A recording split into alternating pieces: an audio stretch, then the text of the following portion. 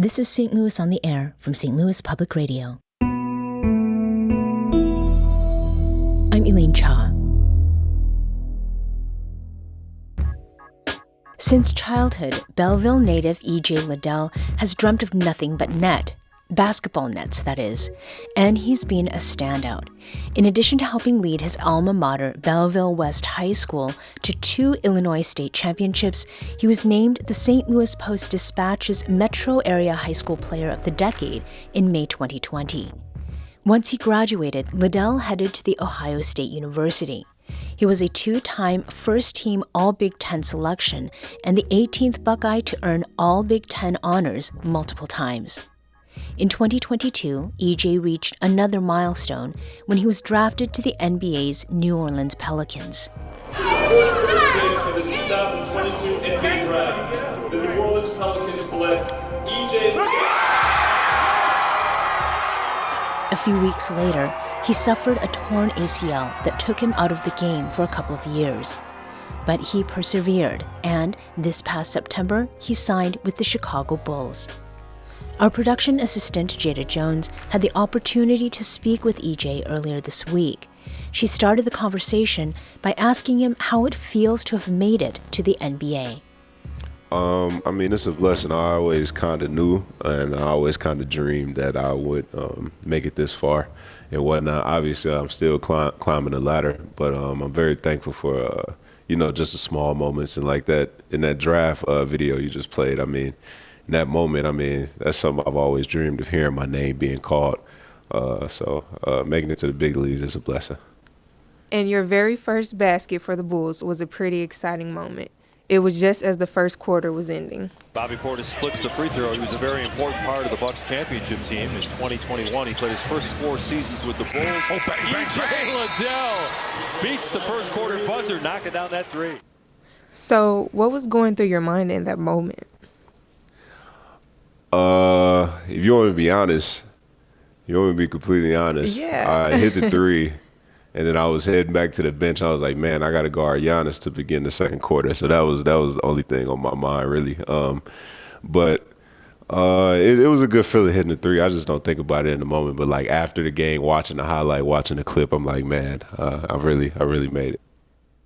And as far as the NBA goes, what was the moment you realized that things were really taking off? The moment you realized that this is it. This is everything I've been working for. It's like the small things. I haven't played a bunch of minutes just yet how I would want to. But it's just the small moments, even putting on a jersey in the locker room, even being in the atmosphere, even just walking into the arena, you got the cameras on you flashing. I don't really put on outfits like that, but just the cameras flashing, taking pictures and, just walking in, just those little things, being around the organization, seeing kids, yelling for the, superstars on the team's names. And that just gives you like a different perspective on everything, even though I'm still climbing the ladder, still trying to get to where they are. It's just like the little things that I appreciate. Speaking of kids, when you were a young age, what was your favorite team growing up?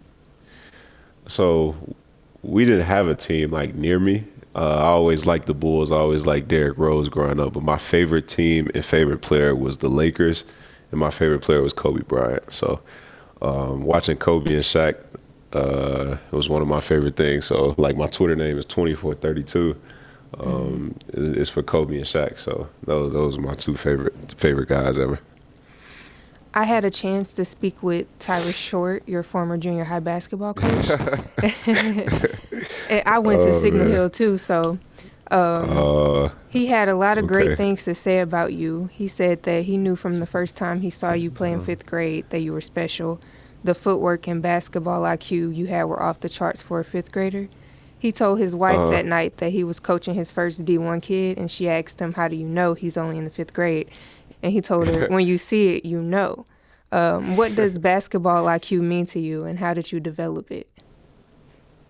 You went to Signal Hill, so you're a warrior too. Okay. Warrior and maroon.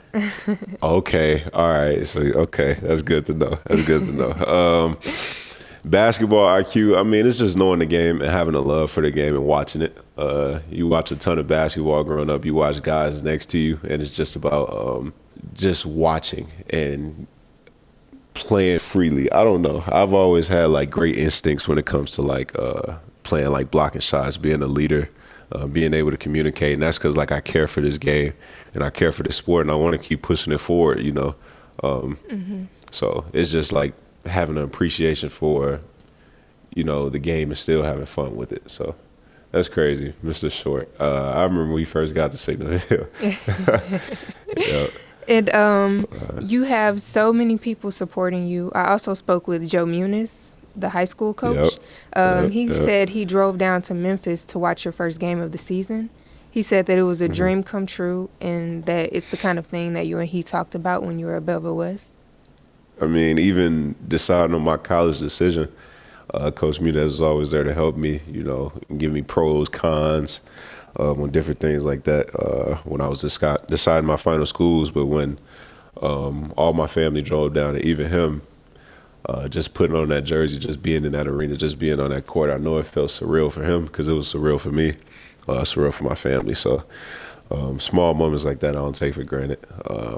And I try to keep in contact as much as possible because we've built a great relationship winning them 2 state championships together. So. Yes, he did mention that you guys stay in contact. Yep, how does often. it feel knowing that both of your coaches saw something special in you at such a young age? I hope they don't say that about everybody. Nah, I'm joking. Nah, it means a lot because they see how much like I care for the game and I care for people and I believe in the right things, believe in the right moments, you know, believe in the right causes. And honestly, it's just having the true leadership. Thankful for my parents. I'm thankful for them raising me right, raising my siblings right, and giving us the opportunity, you know, just to shine without distraction. Being a part of a community that involves teammates, family, what does a community mean to you? You know, you have to surround yourself with great people. That keeps you uplifted, especially when you're going through such a thing like this, you know, battling for spots, battling for opportunities. And when I go back home, it just makes me, you know, realize how much I've done for just the younger kids around. You know, some kids on the Belleville West team now is calling me Unc. They said I'm getting pretty old. You've reached Unc status?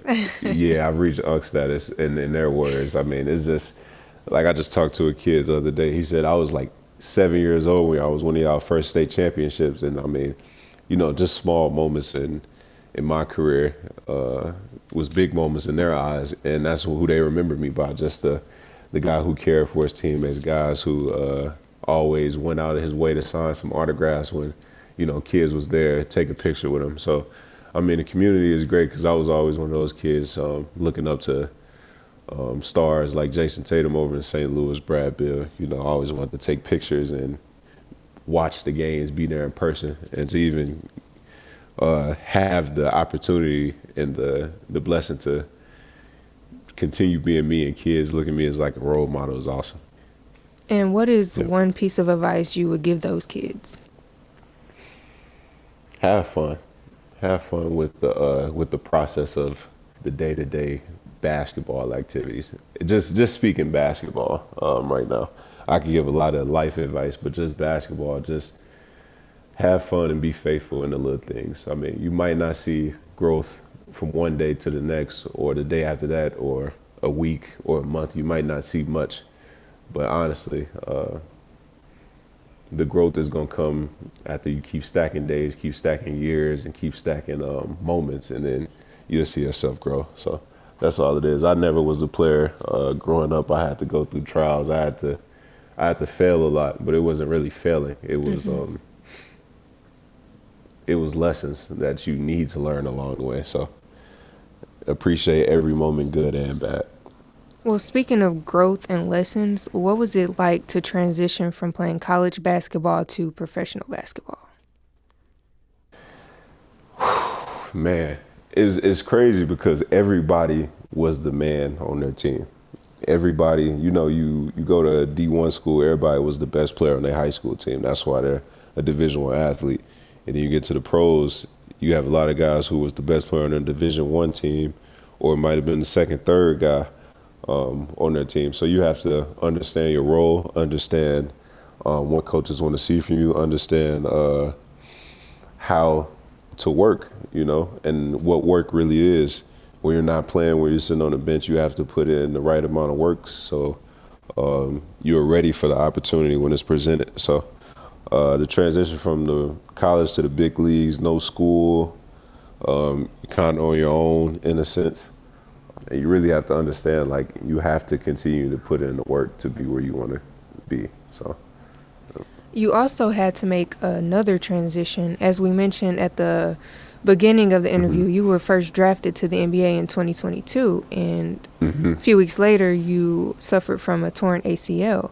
What was going through your mind at the time, and how did your community help you during that time? Yeah.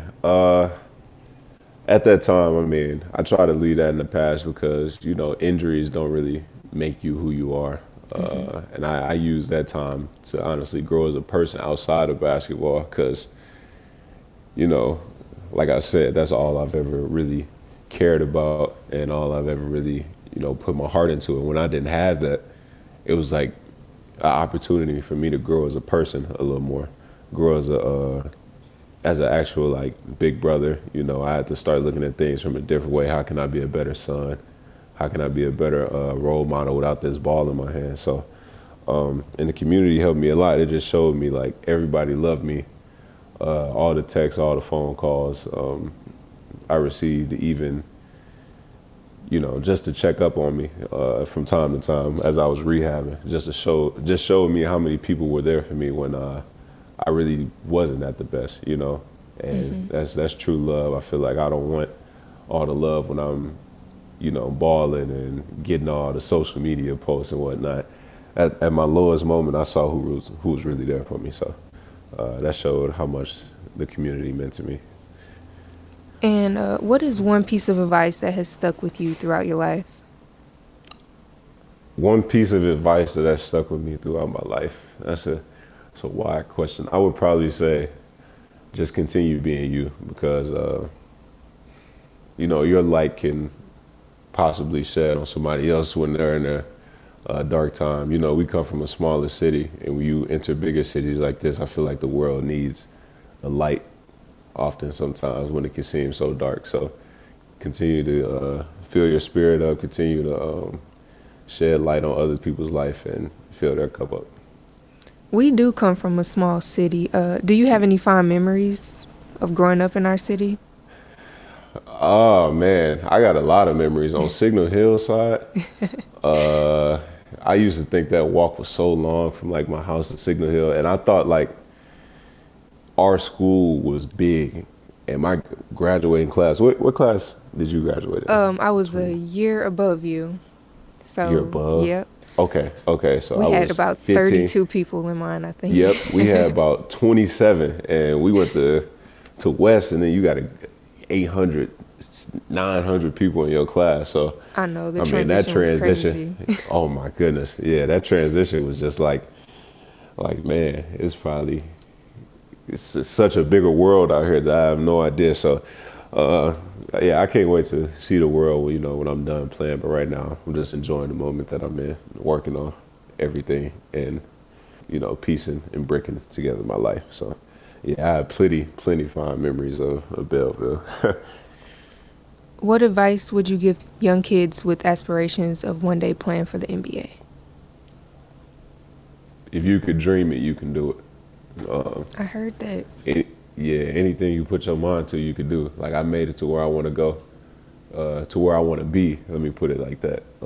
And I still have bigger pictures in my mind. I'm still a dreamer. I still have a lot of goals in my mind. But as rocky as it could get, as your worst days it could get, keep the main thing, and that's wherever you want to go. So, what's one thing you had to learn the hard way? Something I had to learn the hard way is you aren't the best in the world. You aren't the best basketball player in the world.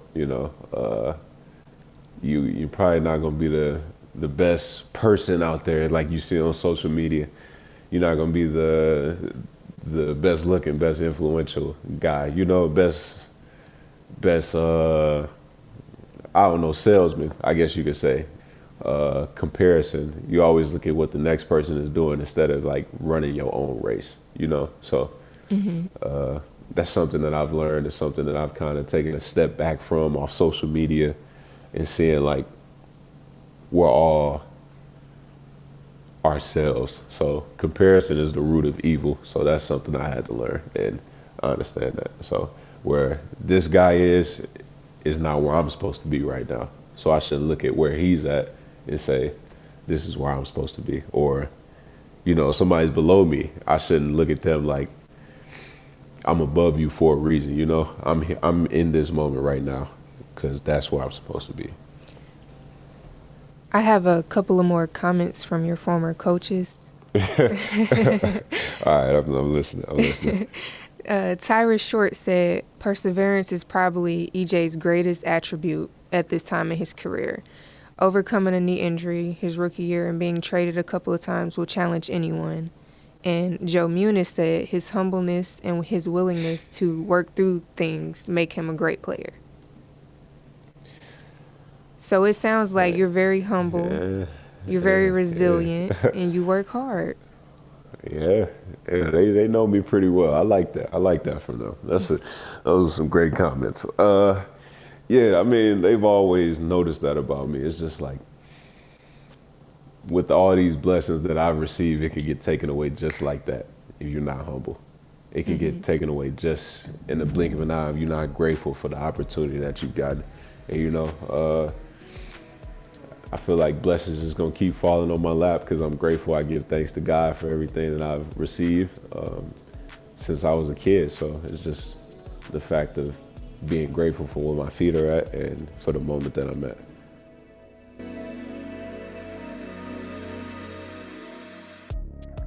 That was Chicago Bulls forward and Belleville native E.J. Liddell in conversation with St. Louis on the Air production assistant Jada Jones.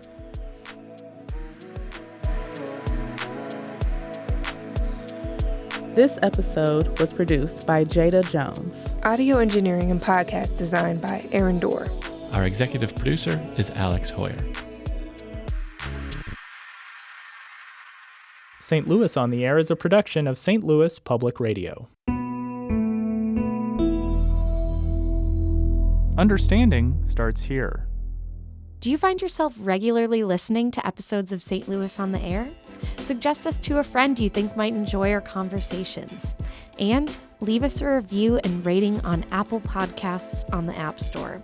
It's the simplest way to help people discover our show. Thanks. Radio is a member-supported service of the University of Missouri St. Louis.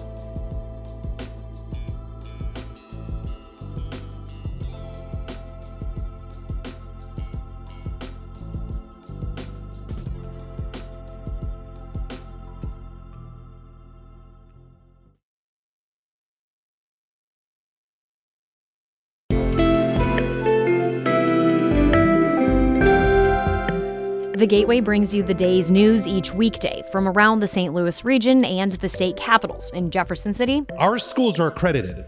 We don't need this bill. And Springfield. How many more years must pass before lawmakers see time is of the essence? I'm Abby Larico. Join me each weekday for The Gateway on the STLPR app or wherever you get podcasts.